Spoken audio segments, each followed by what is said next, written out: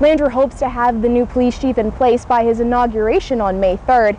That means the task force has 70 days to get the job done. People who are legally blind may still maintain some residual vision, which means they can see at 20 feet. What the average person sees at 200 feet. Around 12:30 Saturday night, police caught up with Rodriguez at this Kenner church where he had been hiding for a few days.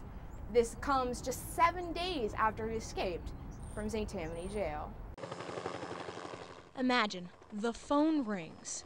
It's 3 a.m. and you wake up to hear this. Please be aware that a 39-year-old Hispanic male has escaped from the St. Tammany Parish Jail. Neighbors in this quaint Covington neighborhood, like Michael and Melinda Miller, say they're on edge. I'm thinking it's time to move home all the time, so basically my 3 dogs got to be my security along with the security system. According to St. Tammany Parish Sheriff's deputies, 39-year-old Carlos Rodriguez escaped from jail at 10 o'clock Saturday night. Deputies say Rodriguez is accused of murdering Mario Scamuza after Scamuza's wife paid Rodriguez to kill her husband. I mean, he's in jail for murder, so it's not something that we want the residents to, certainly try to take matters into their own hands. So hopefully if he's gone, he's long gone from here. At least away from this neighborhood. Gary Francis and his family have lived near the jail for 10 years. He's concerned about the jail security, and he says he's taking extra precautions. We're just going to keep everybody inside, the kids and stuff, and, in fact, I was coming out here, my wife's like, make sure you got the doors locked, and where are you going, Residents are worried because this is the second incident in less than a year. Last June, 4 inmates escaped from St. Tammany Jail, but Captain George Bennett says the jailbreak in June and this weekend's incident are not related. The issues that were discovered during the last incident have been addressed and were not contributing factors to this one. Bennett says deputies will continue the search until Rodriguez is back behind bars. Cusanza, Fox 8 News. Across Mid-City, art dealers like Circa manager William Roy Benucci are gearing up for March 1st. We already have a lot of people coming in waiting until March 1st to purchase art. Beginning March 1st, Mid-City Baton Rouge turns into a cultural arts district.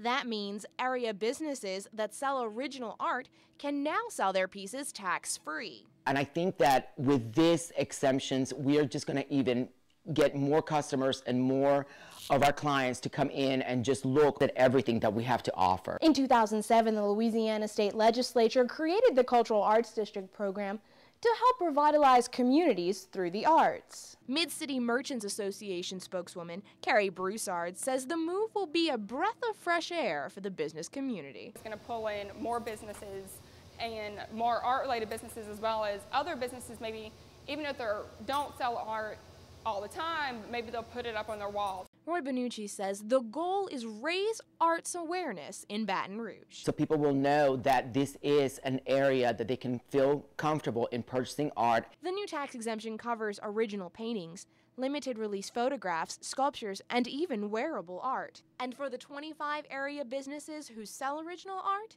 there is only one thing to do. Wait. Yeah, a couple of more days. For Tiger TV, Kris Cusanza, Eye on LSU. Down in Plaquemines Parish, growing citrus is a way of life. Fifth-generation citrus farmer Ricky Becknell says he wouldn't have it any other way. It's a lot of work.